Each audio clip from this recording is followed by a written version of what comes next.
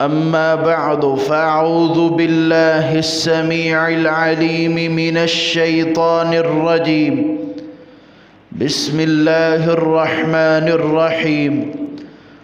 قل إن كنتم تحبون الله فاتبعوني يحببكم الله ويغفر لكم ذنوبكم والله غفور رحيم.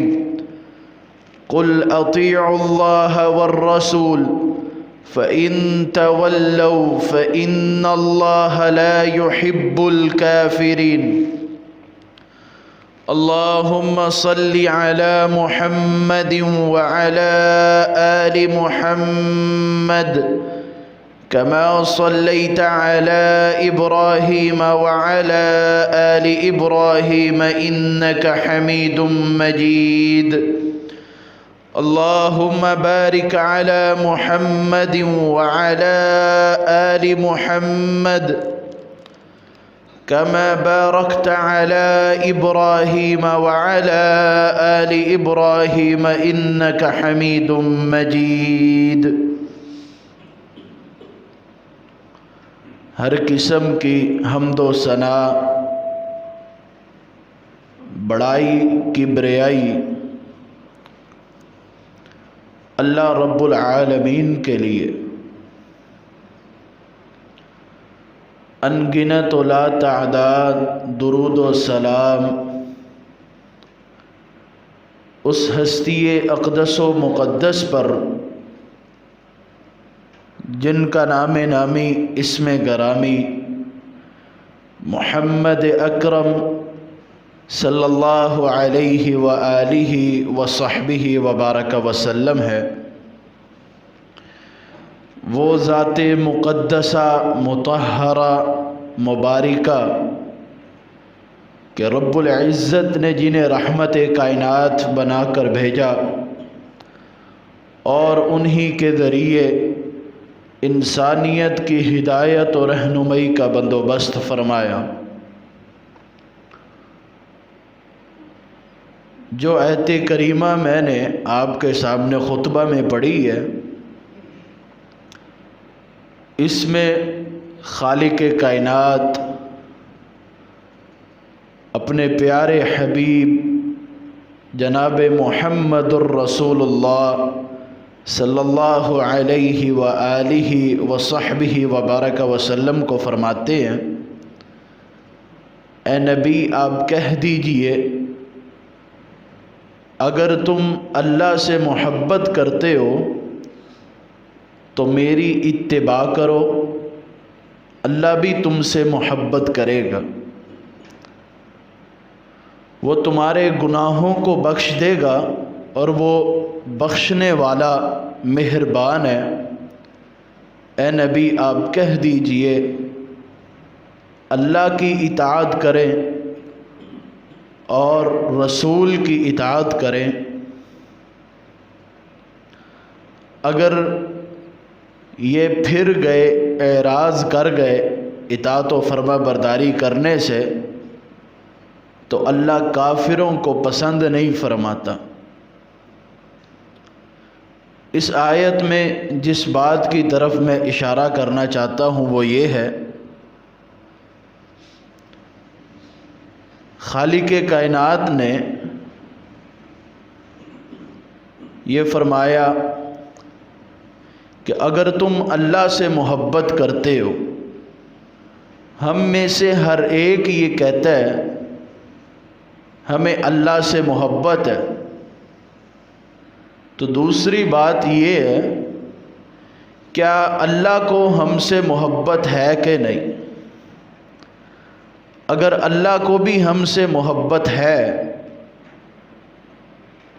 تو پھر ہم اپنی محبت کے اندر کامل ہیں.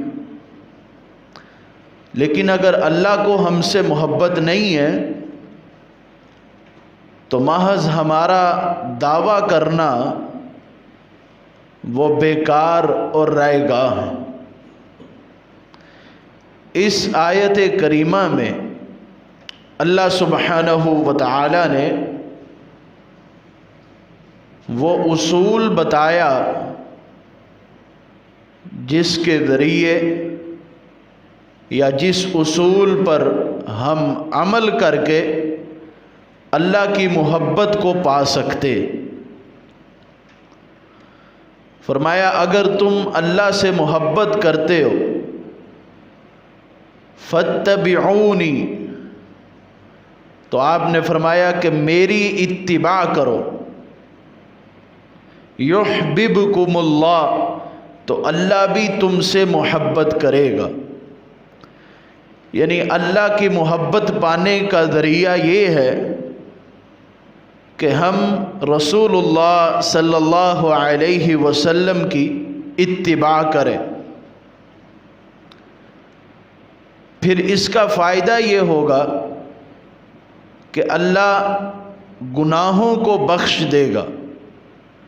جب جو شخص رسول اللہ صلی اللہ علیہ وسلم کی اتباع میں زندگی گزارے گا تو اللہ تبارک و تعالی اس کے گناہوں کو معاف فرما دیں گے۔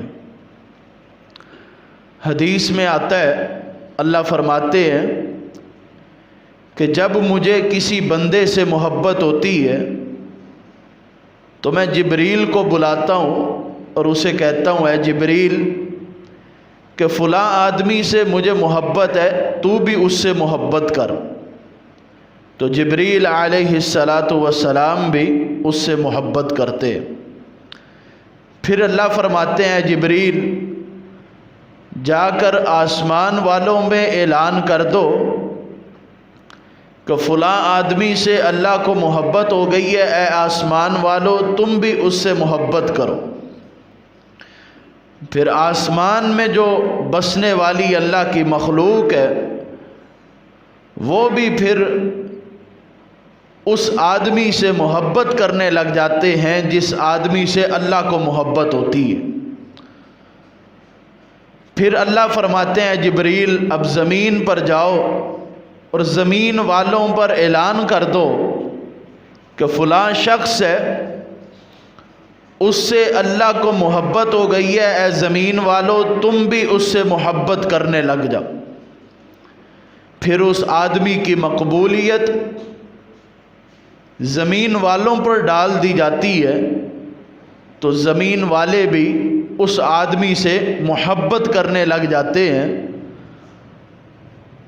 ان کے سامنے ہوتا ہے کہ یہ بندہ دین پر عمل کرنے والا ہے، اللہ اور اس کے رسول کی اطاعت و فرما برداری میں زندگی بسر کرنے والا ہے، تو اللہ سبحانہ و تعالی کی طرف سے لوگوں کے دلوں میں محبت ڈال دی جاتی ہے تو لوگ بھی اس آدمی سے پیار کرنے لگ جاتے ہیں۔ اور اسی طرح حدیث قدسی میں آیا، اللہ فرماتے ہیں جب مجھے کسی سے محبت ہوتی ہے تو میں اس کا کان بن جاتا ہوں جس سے وہ سنتا ہے، اس کا ہاتھ بن جاتا ہوں جس سے وہ چھوتا ہے، اور اس کی آنکھ بن جاتا ہوں جس سے وہ دیکھتا ہے، اور اس کا پاؤں بن جاتا ہوں جس سے وہ چلتا ہے۔ یہ تو حدیث کا لفظی ترجمہ ہے۔ اس سے غرض یہ ہے کہ جب انسان سے اللہ کو محبت ہو جاتی ہے، بندہ تو دعویٰ کرتا ہے کہ مجھے اللہ سے محبت ہے، لیکن جب اللہ کو بندے سے محبت ہو جاتی ہے تو یہ آنکھ، یہ کان، ہاتھ، یہ پاؤں، یہی جسم کے وہ اعضاء ہیں جن سے انسان گناہ کرتا ہے۔ تو اللہ جب بندے سے محبت کرنے لگ جاتے ہیں تو انسان کے جسم کے یہ اعضاء وہ کام کرتے ہیں جو کام اللہ کو پسند ہوتے ہیں کہ میرا یہ بندہ یہ کام کرے۔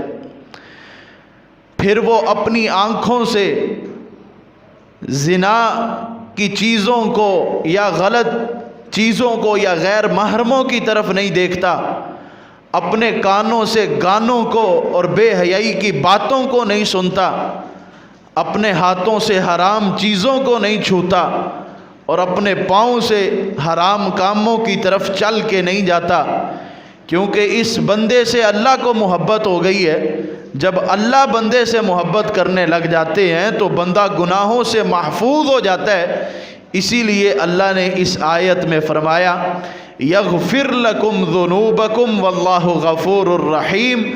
اب جب تم کو اللہ سے اور اللہ کو تم سے محبت ہو گئی ہے تو پھر اب اللہ نے تمہارے گناہوں کو بخش دینا ہے، اور وہی بڑا بخشنے والا اور بڑا ہی مہربان ہے۔ قرآن پاک میں ایک اور مقام پہ اللہ فرماتے ہیں یا ایھا الذین آمنوا من یرتد منکم عن دینہ، اے ایمان والو جو شخص تم میں سے اپنے دین سے یعنی اسلام سے مرتد ہو جاتا ہے، اسلام کو ترک کر دیتا ہے، چھوڑ دیتا ہے، فسوف یأتی اللہ بقوم یحبہم ویحبونہ، تو اللہ سبحانہ و تعالی جلد ہی ایسی قوم لے کر آئیں گے کہ وہ قوم اللہ سے محبت کرتی ہوگی اور اللہ اس قوم سے محبت کرتے ہوں گے۔ پھر یہ لوگ جن سے اللہ کو محبت ہے اور ان لوگوں کو اللہ سے محبت ہے، تو ان کی صفات کا تذکرہ اس آیت میں ہوا، اذلۃ علی المؤمنین عزۃ علی الکافرین۔ یہ مومنوں کے لیے بڑے ہی نرم ہیں اور کافروں کے لیے بڑے ہی سخت ہیں۔ یجاہدون فی سبیل اللہ، یہ اللہ کے راستے میں جہاد کرتے ہیں، ولا یخافون لومۃ لائم، اور کسی بھی ملامت کرنے والے کی ملامت سے نہیں ڈرتے۔ ان کو تانا دیا جائے کہ بڑے دین پر عمل کرنے والے، بڑے اپنے آپ کو اللہ کے محب کہنے والے، بڑے ہمیں لوگ آئے دعوت اور تبلیغ کرنے والے، لوگوں کی باتوں کی پھر یہ کوئی پرواہ نہیں کرتے۔ کوئی ان کو تان و تشریح کرتا ہے تو ان کو کوئی فکر نہیں ہوتی۔ یہ عادت ان لوگوں کے اندر ہوتی ہے جن کو اللہ سے محبت ہے اور اللہ کو ان سے محبت ہے۔ فرمایا ذالک فضل اللہ یؤتیہ من یشاء، یہ اللہ کا فضل ہے، اللہ جسے چاہے دے دے۔ یہ اللہ کا فضل ہی ہے کہ اللہ کو کسی آدمی سے محبت ہو جائے۔ فرمایا واللہ واسع علیم، اور اللہ بڑی ہی وسعت والا اور بڑا ہی علم والا اور جاننے والا ہے۔ لہذا اگر ہم یہ دعویٰ کرتے ہیں کہ ہمیں اللہ سے محبت ہے، تو دوسری بات یہ ہے کہ آیا کہ اللہ کو ہم سے محبت ہے کہ نہیں؟ تو اس آیت کریمہ میں اللہ سبحانہ و تعالی نے اپنی محبت کو پانے کا ایک ذریعہ بتلایا اور فرمایا وہ یہ ہے کہ تم نبی علیہ السلام کی اتباع کرو۔ اور اس سے اگلی آیت میں فرمایا قُلْ أَطِيعُوا اللَّهَ وَالرَّسُولَ فَإِن تَوَلَّوْا فَإِنَّ اللَّهَ لَا يُحِبُّ الْكَافِرِينَ، اے لوگو اللہ اور رسول کی اطاعت کرو، اگر تم نے ان کی اطاعت و فرما برداری نہ کی، اپنی مرضی سے زندگی گزاری، فَإِنَّ اللَّهَ لَا يُحِبُّ الْكَافِرِينَ، جو اطاعت و فرما برداری سے کفر کرنے والے ہیں، انکار کرنے والے ہیں، ایسے کافروں کو اللہ پسند نہیں کرتا۔ لہذا اگر ہم یہ چاہتے ہیں کہ ہم اس دنیا میں کامران ہو کے جائیں، کامیاب ہو کے جائیں، تو ہمیں نبی صلی اللہ علیہ وسلم کی اتباع میں زندگی گزارنی ہوگی۔ اور اسی طرح سورہ محمد میں اللہ فرماتے ہیں اے ایمان والو اللہ کی اطاعت کرو اور رسول کی اطاعت کرو، ولا تبطلوا اعمالکم، اور ان کی نافرمانی کر کے اپنے عملوں کو تباہ و برباد نہ کرو۔ اور اسی طرح مزید فرمایا وما كان لمؤمن ولا مؤمنة اذا قضى الله ورسوله امرا، کسی مومن مرد کے لیے یا کسی مومنہ عورت کے لیے یہ لائق نہیں ہے کہ جب اللہ اور اس کا رسول کسی بھی بات کا کوئی فیصلہ کر دیں یا کسی کام کے بارے میں کوئی حکم دے دیں، ان یکون لہم الخیرۃ من امرہم، اب وہ پھر اس میں اپنی مرضی کرتے پھریں، اپنا اختیار تلاش کرتے پھریں، اپنے ذہن سے سوچنے لگ جائیں کہ اس کام میں ہمارا فائدہ نہیں ہے، فائدہ اس کام میں ہے جو ہم سوچ رہے ہیں۔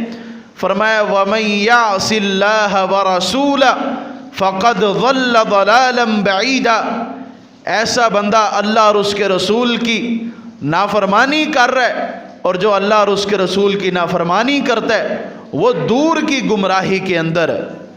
اس آیت میں یہ مومن مردوں اور مومنہ عورتوں کی تربیت کی گئی ہے کہ جب تم اللہ پر ایمان لائے ہو، رسول پر ایمان لائے ہو، اب تمہیں یہ زیب نہیں دیتا کہ تم اللہ اور رسول اللہ صلی اللہ علیہ وسلم کے بتلائے ہوئے احکامات کے خلاف زندگی بسر کرو، اب تمہیں یہ لائق نہیں ہے، تمہیں یہ زیب نہیں دیتا۔ اب اگر تم ایمان لے آئے ہو تو زندگی اگر گزارنی ہے صرف اور صرف اسی طرح زندگی گزارنی ہے جس طرح اللہ اور اس کا رسول چاہتا ہے۔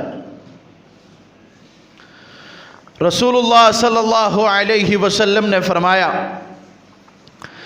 میری مثال اس شخص جیسی ہے جس نے آگ کو جلایا، جب آگ بھڑک اٹھی تو پتنگے اور پروانے اور وہ جانور جو آگ کی طرف لپکتے ہیں اور اس میں داخل ہوتے ہیں وہ اس آگ جلانے والے پر غالب آ جاتے ہیں اور آگ میں داخل ہوتے ہیں۔ آگ جلانے والے کے روکنے کے باوجود بھی وہ ان کو روک نہیں سکتا۔ آپ نے فرمایا انا آخذ بحجزکم عن النار وانتم تکحمون فیہا، میں تم کو تمہاری پیٹھوں سے پکڑ پکڑ کے، تمہاری پشتوں سے کھینچ کھینچ کے تم کو آگ سے نکال رہا ہوں، جبکہ تمہارا حال یہ ہے کہ تم اس آگ کے اندر داخل ہو رہے ہو۔ ہلم عن النار، ہلم عن النار، لوگو میری طرف آ جاؤ اور اس آگ سے اپنے آپ کو بچا لو، لوگو میری طرف آ جاؤ اور اس آگ سے اپنے آپ کو بچا لو۔ میں دیکھ رہا ہوں کہ تم کس قسم کے عمل کر رہے ہو، ایسے عمل کر رہے ہو جن کا میں نے تمہیں حکم ہی نہیں دیا، اپنے برے اعمال کے نتیجے میں تم مجھ پر غالب آ گئے ہو اور اس جہنم کی آگ میں تم داخل ہو رہے ہو۔ لہذا ہمیں یہ سوچنا ہے کہ ہم کس ڈگر پہ چل رہے ہیں، کس طرح زندگی گزار رہے ہیں۔ اگر ہم اللہ اور اس کے رسول کی اطاعت و فرما برداری میں زندگی گزار رہے ہیں تو ہم نے اپنے آپ کو جہنم کی آگ سے محفوظ کر لیا، لیکن اگر ہم اس طرح زندگی نہیں گزار رہے تو پھر اللہ کے رسول کا فرمان ہے کہ تم غالب آ جاتے ہو اور اس آگ کے اندر واقع ہو جاتے ہو۔ آپ نے فرمایا ایک اور بھی مثال آپ نے بیان کی کہ میری مثال اس شخص کی طرح ہے کہ جس نے اپنی قوم کو کہا انا النذیر العریان، او لوگو میں واضح طور پر تمہیں ڈرا رہا ہوں، کل صبح اس بستی پر، اس قوم پر ایک لشکر نے حملہ آور ہونا ہے، اگر تو تم اس بستی سے نکل جاؤ گے کامیاب ہو جاؤ گے، لیکن اگر باقی رہو گے تو صبح جو لشکر حملے کے لیے آ رہا ہے وہ تمہیں ختم کر دے گا۔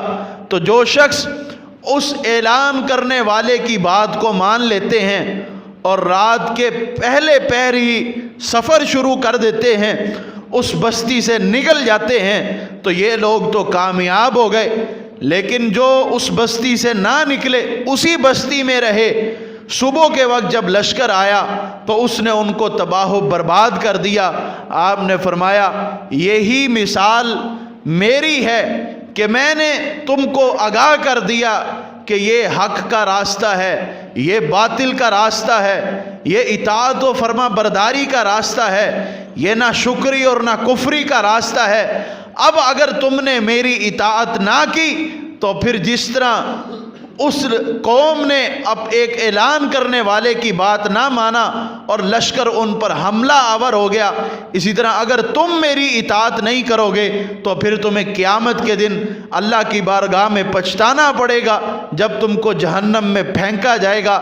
اور اگر تم میری بات مان لیتے ہو، اس سے ڈر جاتے ہو جس سے میں تمہیں ڈرانے آیا، اور ان خوشخبریوں کو لے لیتے ہو جو خوشخبریاں میں تم کو دینے آیا ہوں تو پھر تم کامیاب و کامران ہو، اس لشکر کی طرح جو رات کو ہی سفر کر کے نکل گیا اور اس نے اپنے آپ کو ایک بڑے لشکر کے حملے سے محفوظ کر لیا، تو تم اس طرح کامیاب ہو، اور قیامت کے دن اللہ کی بارگاہ میں جب تم کھڑے ہوگے تو اللہ سبحانہ و تعالی تمہیں خوش کر دیں گے اور تم کو جنت میں داخل کر دیں گے۔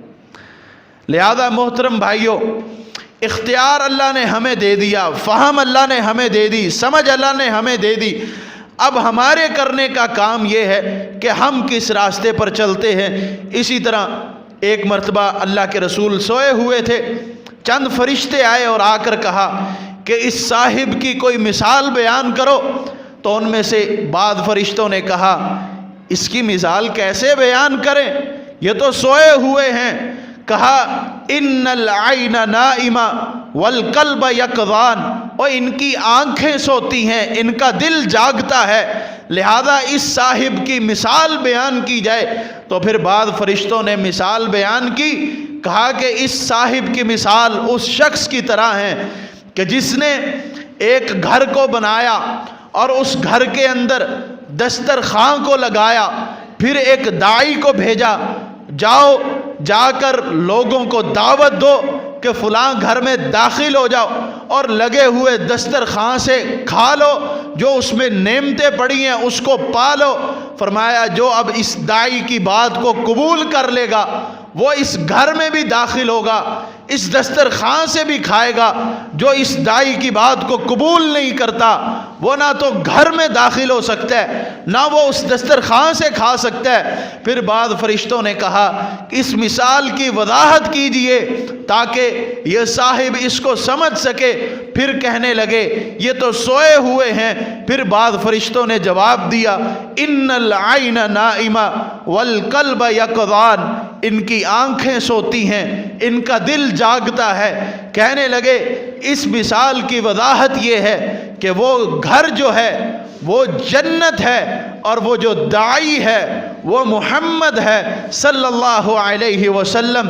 فرمایا من اطاع محمدا فقد اطاع اللہ ومن عصى محمدا فقد عصى اللہ۔ جس بندے نے محمد صلی اللہ علیہ وسلم کی اطاعت کی اس نے حقیقت میں اللہ کی اطاعت کی ہے، اور جس نے محمد صلی اللہ علیہ وسلم کی نافرمانی کی ہے اس نے حقیقت میں اللہ کی نافرمانی کی ہے۔ وہ گھر وہ جنت ہے، اور وہ دسترخوان جو ہے اس جنت میں ملنے والی نعمتیں ہیں۔ وہ داعی جو ہے وہ ہمارے پیارے حبیب جناب محمد صلی اللہ علیہ وسلم ہیں۔ اب جو شخص محمد صلی اللہ علیہ وسلم کی بات کو مانے گا، آپ کی اطاعت کرے گا، وہ در حقیقت اللہ کی اطاعت کر رہا ہے، اور وہ اطاعت کرنے کے صلے پر وہ اس جنت میں بھی داخل ہوگا، اس جنت میں پانے والی نعمتوں کو بھی وہ حاصل کر لے گا، اس دسترخوان میں جو نعمتیں لگائی گئی ہیں وہ ان سے بھی استفادہ کرے گا۔ اور جو محمد صلی اللہ علیہ وسلم کی نافرمانی کرے گا اس نے حقیقت میں اللہ کی نافرمانی کی ہے۔ اب وہ اس نافرمانی کے سبب نہ اس جنت میں داخل ہو سکتا ہے نہ اس جنت میں ملنے والی نعمتوں کو پا سکتا ہے۔ محترم سامعین، اب اختیار ہمارے پاس ہے۔ اگر ہم اپنے آپ کو اللہ کی محبت کا مستحق ٹھہرانا چاہتے ہیں، اللہ کی محبت پانا چاہتے ہیں، اللہ کی محبت کا حصول چاہتے ہیں، تو پھر ہمیں زندگی رسول اللہ صلی اللہ علیہ وسلم کی اتباع میں گزارنی ہوگی، بدعت اور گمراہی سے بچنا ہوگا۔ آپ نے فرمایا کل بدعت ضلالہ وکل ضلالۃ فی النار، اور اس بات کو حضور نے اتنی اہمیت دی، آپ کا کوئی بھی خطبہ اس بات سے خالی نہیں تھا۔ حضور ہر خطبے کے اندر یہ الفاظ بولا کرتے تھے کل بدعت ضلالہ، کہ ہر بدعت جو ہے وہ گمراہی ہے، وکل ضلالۃ فی النار، اور ہر گمراہی بندے کو جہنم کی طرف لے کر جانے والی ہے۔ تو محترم سامعین، ہم نے بدعات سے بچنا ہے، گمراہیوں سے بچنا ہے۔ ہم نے اگر آنا ہے تو سیدھے راستے کی طرف، حق کی طرف، حق کیا ہے اس کو پہچاننا ہے، اس کو اپنانا ہے۔ آج ہم یہ دعویٰ تو بڑے شوق سے کرتے ہیں کہ غلامی رسول میں موت بھی قبول ہے، تو محترم سامعین آج ہم اس دعوے کے اندر سچے نہیں ہیں۔ اگر ہم یہ کہتے ہیں، کیونکہ موت تو ہم سے کسی نے آ کے کہنے نہیں ہے چلو میدان جنگ میں جہاد کرو، آج تو موقع بھی نہیں ہے، اس لیے نعرہ بڑا زور سے لگتا ہے کہ غلامی رسول میں موت بھی قبول ہے۔ اور اگر رسول کی غلامی قبول ہے تو پھر آؤ اپنی صورت کو رسول اللہ صلی اللہ علیہ وسلم کے مطابق بناؤ، اس طرح اپنے چہرے کو بناؤ جس طرح اللہ کا رسول چاہتا ہے، اسی طرح اپنی سیرت کو بناؤ جس طرح اللہ کے رسول چاہتے ہیں۔ ہم نے کرنی اپنی مرضی اور دعویٰ بھی بھرپور کرنا کہ ہمیں موت بھی قبول ہے، اور ہم اپنی زندگی تو اللہ کے رسول کے بتلائے ہوئے احکامات کے مطابق گزارنے کو تیار ہی نہیں، اور بات ہم موت کی کرتے ہیں جو سب سے اہم چیز ہے۔ لہذا ہمیں یہ چاہیے کہ پہلے اپنے کردار کو اسی طرح بنائیں جس طرح اللہ کے رسول صلی اللہ علیہ وسلم چاہتے ہیں۔ ہمیں پتہ ہے کہ رشتہ داروں کے ساتھ غلط رویہ اختیار کرنا یا قطع تعلقی کرنا یہ گناہ ہے، لیکن ہم بعد نہیں آتے، پھر بھی ہم صلہ رحمی نہیں کرتے۔ حضور نے فرمایا جو یہ چاہتا ہے کہ اس کی عمر لمبی ہو اور اس کا رزق بڑھ جائے، رزق میں اضافہ ہو جائے، اس کو چاہیے کہ صلہ رحمی کر لے۔ ہم صلہ رحمی کرنے کو تیار نہیں، اور دعویٰ ہمارا یہ ہے کہ ہمیں موت بھی قبول ہے، اور اسی طرح ہمارے چہرے پہ نبی کی سنت نہیں، اور دعوے ہمارے بڑے بڑے ہم اپنے کردار پہ نوٹ کریں، ہماری شلواریں ٹخنوں سے نیچے، تو ہم دعویٰ کس چیز کا کرتے ہیں کہ ہمیں موت بھی قبول ہے؟ ہم نے اپنی زندگی تو اللہ کے رسول کے نام پر لکھی نہیں، اور موت کس منہ سے لکھتے ہو؟ پہلے اپنی زندگی کو اللہ کے رسول کے بتائے ہوئے احکامات کے مطابق بناؤ، پھر بات کرو کہ اب ہمیں موت بھی قبول ہے۔ ہمارا چلنا اگر ہو تو رسول کی بتائے ہوئے تعلیمات کے مطابق، اٹھنا اگر ہو نبی کی بتلائے ہوئے تعلیمات کے مطابق، بیٹھنا اگر ہو نبی کی بتلائے ہوئے تعلیمات کے مطابق۔ ہم اٹھتے بیٹھتے چلتے پھرتے غیبتیں کرتے ہیں، اپنے آپ کو نیکیوں میں مشغول کرنے کی بجائے گناہوں میں مشغول کرتے ہیں۔ ہم نے زندگی تو اللہ کے رسول کے نام پر کی نہیں، ہم موت کو اللہ کے رسول کے نام کرنے کا دعویٰ کرتے ہیں۔ لہذا اگر پہلے اپنی زندگی کو اللہ کے رسول کے نام کر دیتے ہو تو پھر سمجھو اس دنیا میں بھی کامیاب ہو، آخرت میں بھی کامیاب ہو۔ اللہ سبحانہ و تعالی ہم سب کو عمل کی توفیق دے اور حق بات کو سمجھنے اور پہچاننے کی توفیق دے۔ وآخر دعوایا ان الحمد للہ رب العالمین۔